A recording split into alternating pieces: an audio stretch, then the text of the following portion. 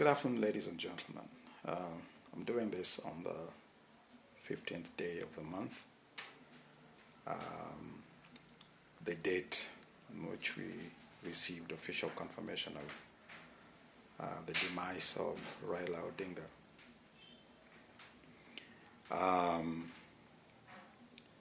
I have thought about what to say about him and his political philosophy, and this is what I have come up with. I'm going to deal with this in about 5 or 6 points. One, let us demystify the political persona of Raila Odinga. In our Kenyan context, to be a successful politician in Kenya, you have to be deceitful, you have to be manipulative, and you need to craft a sycophantic following. Raila mastered these three. The only requirement he surmounted very brilliantly was to achieve an appreciable level of political success without employing personal resources. We are going to discuss that.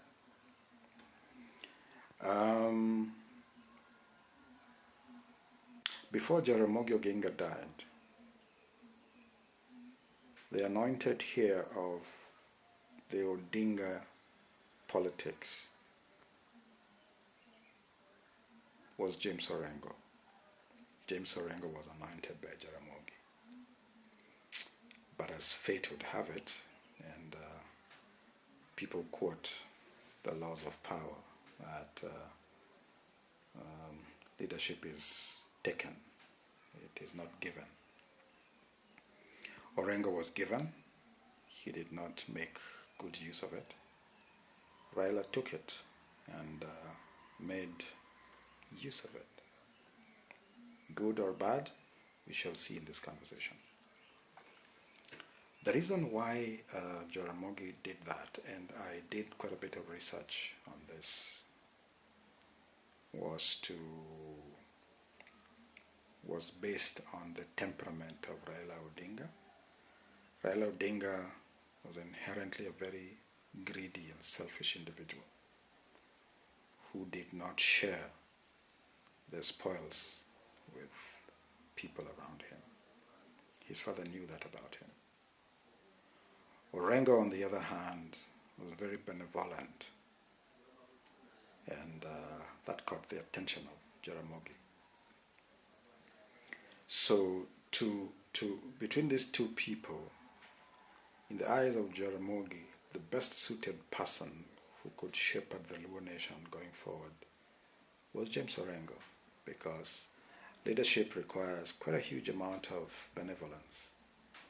If you listen to the history of, say, Dalmas Otieno, you would see an outpouring affirmation of how he came through for people and how he was there for people and all that. Some of us went to school abroad because of the benevolence of Dalmas Otieno, even though I don't come from Migori County. I come from Siaya County originally.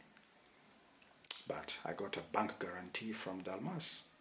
I couldn't even get that from my own relatives who were big shots in the city. So that shows you something about an individual. Raila was inherently not like that. Raila Odinga Foundation and all these things either exist on paper or they just do nothing. You had never seen Raila at a fundraiser giving 10 million or 5 million.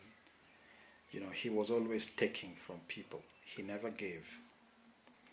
The only semblance of giving was when he appeared at a protest and got tear gas thrown at him and stuff, and he was shot at while in a bulletproof car once, and you know, all those things in a big political equation count for something. But the kind of benevolence I'm talking about, he did not have. The Swahili people say, mnyonge mnyongeni lakini haki yake mpeni. Haki ya Raila ni kwamba hakuwa mkarimu. Alikuwa kiongozi wa kisiasa, lakini ukarimu alikuwa hana. Tunamnyonga, lakini haki yake tunampa. You get what I'm saying? So, in the evolution of Luo Nyanza politics, Raila then became the scion of leadership. And because of that character trait that I have discussed, he used this position to massively enrich himself. People think Raila does not give because he doesn't have. No. He just doesn't give because it was never his nature. But he's not a poor man. He's one of the top 3 richest men in the country. He just doesn't flaunt it. Okay? But the resources are there. The investment is massive. I think Raila Odinga has money that will last 3 of his generations. He has made that from political expediency, political horse trading, predominantly. He was never this consummate businessman. He's a political merchant. And most people think I am a hater, and that I don't like Raila Odinga. This is not about liking somebody. When you do an objective political analysis, you extract emotions out of it. This is not about the fact that I don't respect him and he's an elder. No. This is an objective opinion. In my view, you could disagree. So that is the hypothesis upon which I will discuss this issue.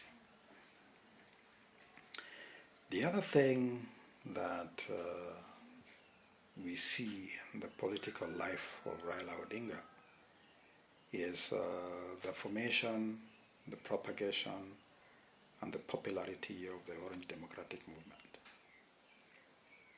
ODM then became his vehicle of political choice, his vehicle of political achievement, his vehicle of political horse trading. Excuse me. When ODM was formed, Raila became ODM and ODM became Raila. Actually, somebody said recently that ODM is composed of 3 people. And these 3 people sit at the top of the table, and then the other people sit along the table. These 3 people are the same person. What that means is these 3 people are Raila Odinga, Ida Odinga, and their children. That is what ODM is. ODM is not this huge political party that draws crowds in Uhuru Park and has got MCAs and MPs all over the place. No, that is a mirror of ODM. A part of ODM died today. There are only 2 parts left. Yeah, Ida Odinga and her children. Everybody else that you see there are a mirage of what ODM is. It's a reflection of what ODM is. Now, we're going to talk about ODM at the tail end of this conversation. In the political life of Raila Odinga, I told you about the 3 things he mastered. The art of manipulation. Raila Odinga manipulated Luo Nyanza for his benefit, and people actually called him Baba. You see in the New Age Pentecostal churches of the city, people call pastor, dad, and the wife, mom. They even forget about their own fathers and mothers in the village, but refer to this pastor who lives in Parklands as mom, and give a good portion of their resources to this pastoral dad. That is what Luo Nyanza did with Raila Odinga. He became Baba, and his word was law. He read the new constitution for us. Every time we wanted political changes, he made them for us. He actually made them in Nairobi and then came back and told us about them as if he was ignorant of them. And then we gave him the authority to go and deal on our behalf. And he cut deals, and we lived with the outcomes. Were we happy about the outcomes? To a large extent, we thought we were happy. Did we have any gainful strides from most of his political decisions? Yes and no. How come? Yes, because he scored certain political points that are enviable. He scored political points that most people did not. And this is why he had this national leverage over many other politicians. For example, when he championed for devolution, he actually messed devolution up because in the original script, we were supposed to have 14 counties, 12 or 14 counties. It is Raila Odinga who brought 47, so he created 47 demons. Why did he create 47 demons? In his political psychology, he saw that he would have majority representation in all these 47 counties and make money for himself. It was never that Luo Nyanza needed Kisii and Homa Bay and Migori and the Kisumu counties and all that. No. He just wanted fragments of points of accumulation, in my view. So he's left us 47 non-viable entities that, if not merged, will sink our country. Yeah. I am from the school of thought that we should have not less than 14, we should have less than 14 counties. One, for some semblance of viability, and two, for optimum service delivery. What you're seeing in the counties now is just daylight thuggery. We are creating fragments of political fiefdoms that don't really work for us. We actually work for the counties. They always have pending bills. Money is always stolen. They are on political drive the whole time. Nothing happens. Raila Odinga has gotten monthly stipends in millions from his governors every month. So when EACC comes knocking, he makes one or two phone calls and they beat a hasty retreat. He has bargained the national level from BBI to handshake to broad-based. All these things were never for anybody's benefit. These were for the benefits of Raila Odinga. And he benefited big time. This is very uncomfortable coming out on the day of his death. And I'm not whining, I'm only presenting a reality which you could agree or disagree with. If you disagree with, I was very, very much willing to have a conversation with you about this so that you educate me why you disagree. So we have experienced the life of a political merchant who was very suave in his modus operandi. He delivered, he represented, he showed up, but for himself first. If we benefit from his delivery or showing up or agitation, it was just by mortal accident, in my view. This is why the future of ODM is very bleak in my view, because you have a political party that does not have any semblance of succession plan. ANC, even the horrible ZANU PF in Tanzania, the PF in Zambia that was hosted by Hakainde Hichilema, CCM in Tanzania, you see, look at NRM in Uganda. All these political parties have succession plans. Can be both good and bad, but they do. ODM does not. Why? Because Raila never wanted any propagation of his political psychology and ideology. His politics was all for himself. Yeah. And he was very lucky to have met a woman who married into this ideological demagoguery pretty well. Perfected it to precision. This is why you see very viable MPs like Raphael Tuju, who instigated a lot of social health conversation with the mobile clinics in Rarieda, fell by the wayside. It was not because they were doing bad things. It was because they were outshining Raila Odinga. In Luo Nyanza, Obado recently had issues with him when Obado distributed relief food in Siaya.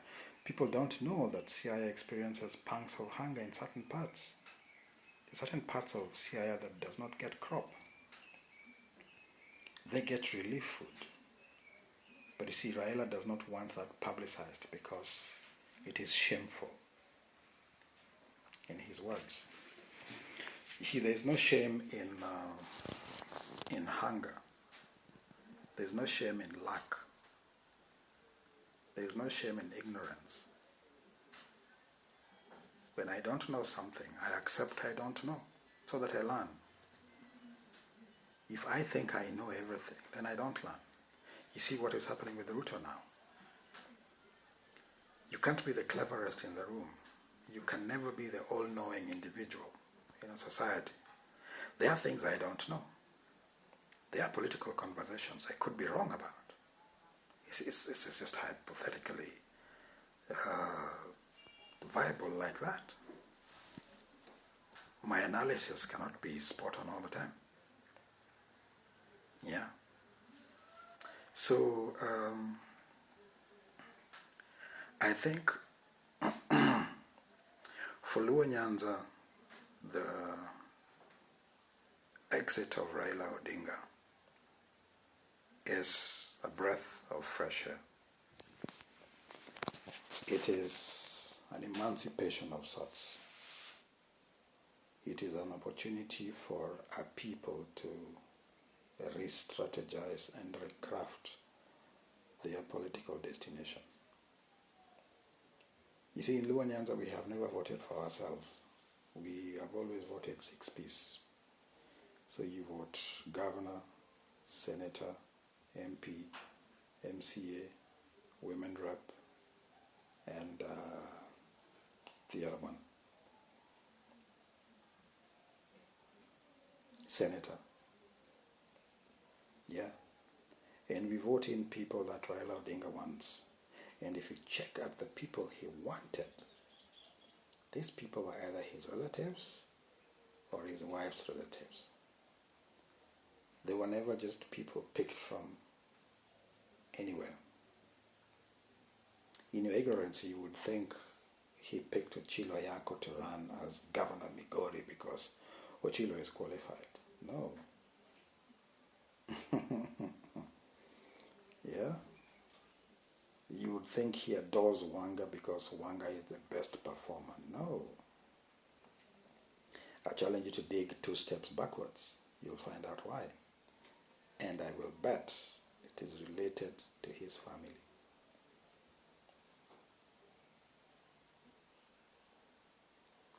Colonel Rasanga, the premier governor of Siaya County,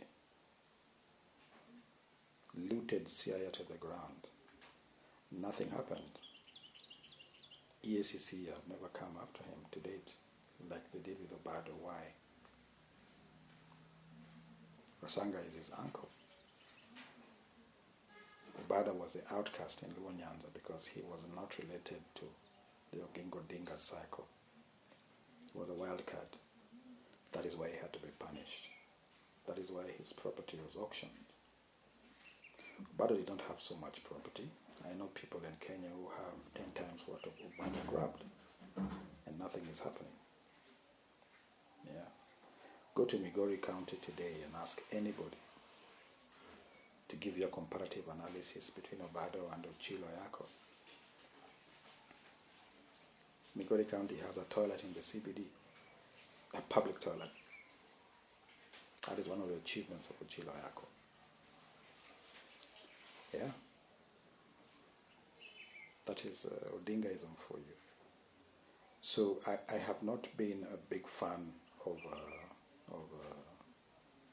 Odinga politics, just because of the things I have mentioned in passing. So I don't think that today I feel very sad that Raila Odinga is dead. I feel very sad that a fellow human being has left us, just like I feel for everybody else. But I'm not covered in grief that Raila is dead. This will brush my kinsmen the wrong way. But you see, I'm also one of those people who speak their mind. When I do, I offend people, just like other people offend me too. It's just the rule of the world. I think this is the time for Luo Nyanza to call itself to a meeting and first of all deliver a very strong message in all the by-elections that are going on in Luo Nyanza and Western. Deliver a message that we are here to reclaim our own heritage. Let us not forget that we have a political vampire sitting at State House today who will want to share from the outcomes of today. He signed almost 7 bills in the morning as you were waiting for him to address the nation about the death of Raila Odinga. He was signing bills. One of them is misuse of the internet. You call him all those fancy names from tomorrow, they will charge you. There is a Spy Order Act. The government can now trace you directly without using Safaricom. They can. So these are some of the things that we are going to be facing. And I appeal to the Gen Z that Raila Odinga has left this space for you. Remember how he took over the protests and made a kill out of it because you didn't know how to? You need to quickly learn how to make political kills from spoils, from maneuvers, from protests. Political protests must have objectives. Political protests must have deliverables. You must set KPIs for yourself. You see, you did all the work. Raila set the KPIs and he achieved them for himself and made a fortune out of it. Raila Odinga was killing democracy instead of enhancing it, in my view. This is just how I see it. I get very blunt in political conversations, and this makes people very uncomfortable. But it is what it is. This is my take. Tell me what you think. Thank you very much.